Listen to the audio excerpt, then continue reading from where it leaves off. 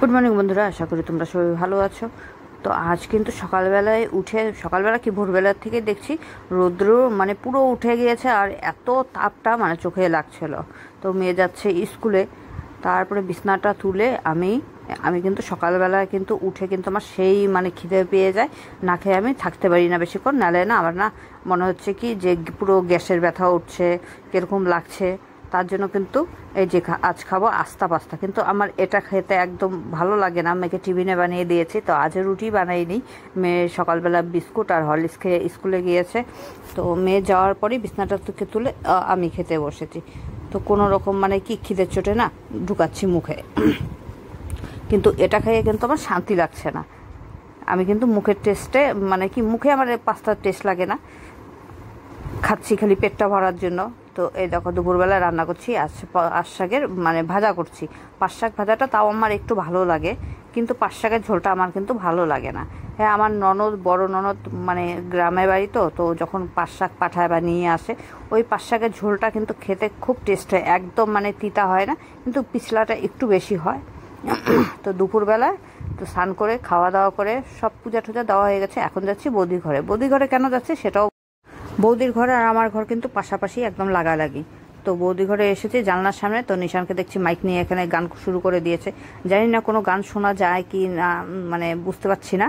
কিন্তু হচ্ছে কি জানো, একটু কিছু যদি মিউজিক মানে আমার ভিডিওর মধ্যে এসে যায় তো কপিরাইট পড়ে যায়, এরকম করে আমার অনেকটা কপিরাইট পড়ে গিয়েছে।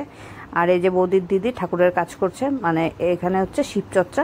শিবচর্চা মানে কি জানো, শিব আর মানে কি পার্বতী মার কীর্তনের মতন হয়, যেরকম আমাদের কীর্তন হয় এখানে কিন্তু এরকমই হবে, কিন্তু এখানে শুধু মেয়ে ছেলেরাই কিন্তু এই কীর্তনটা করবে। ঠাকুরকে ভোগ দিচ্ছে, ফল তো হবেই, ফলের সাথে হলো পায়েস আর পুরি। আর এই যে কাবলি চানা সবজি বানাচ্ছে আলু দিয়ে, এটা হলো কি যারা কীর্তন করবে, যারা খাটাখাটনি করছে, যারা আশেপাশে আছে তাদের তো খাওয়াতে হবে, তার জন্য কিন্তু এই কাবলি চানা সবজিটা বানাচ্ছে। আর অনেক লোককেই বলেছে, তো অনেক লোকই আসবে কীর্তন করার জন্য। আমি কিন্তু কীর্তন বলছি, কিন্তু এই বৌদিওরা সবাই কিন্তু শিবচর্চা বলে, আর সবাই কিন্তু খাটাখাটনি করছে, কিন্তু আমি খাটছি না। কারণ কি বৌদি আমাকে বলেছিল যে ব্লগ বানানোর জন্য, তার জন্য আমি ব্লগ বানাচ্ছি। তো এক হাতে না মানে কি আর নাড়ানাড়ি করতে পারছে না, এর জন্য দেখছো একজনে কড়াই ধরেছে আর একজনে ঘাটাঘাটি করছে কিন্তু। আর এদিকে জানো আমার না সেই মানে দুপুরবেলা ঘুমনার অভ্যাস, তো ঘুম পেয়েছে। তো কাবলি চানা সবজি হওয়ার পরে আমি এসে পড়লাম ঘরের মধ্যে, শুয়ে কিন্তু খালি গড়াগড়ি করলাম, কিন্তু ঘুমার ধরলো না। তারপরে বৌদি ডাকলো মানে গ্যাসটা জ্বালানোর জন্য, কিন্তু আমি না নাইটি করে চলে এসেছি। আর এদিকে কিন্তু কীর্তন শুরু হয়ে গেছে।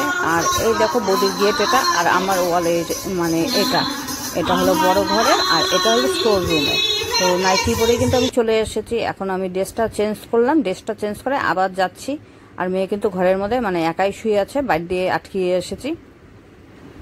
আর এই যে বৌদির ছেলেকে এখন দিলাম যে তুই একটু ভিডিও করে দে আমাকে, আমি একটু কাজ করি, কারণ ঠাকুরের কাজ তো সবাই মিলেমিশে করব, আনন্দ ফুর্তি করে করব।